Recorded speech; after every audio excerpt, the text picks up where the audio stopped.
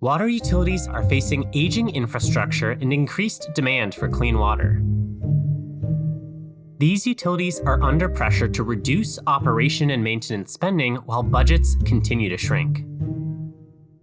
Non-revenue water and water loss has continued to negatively impact utilities, with an estimated 16% of water being lost from leaks.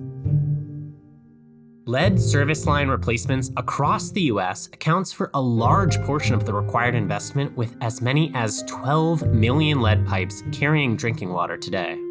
As if that wasn't enough, water scarcity, drought, and extreme weather events are becoming more and more common.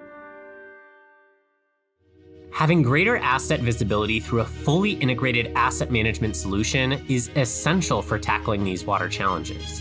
With the right asset management technology designed for utilities, you can deliver the outcomes you envision for your team and the communities you serve.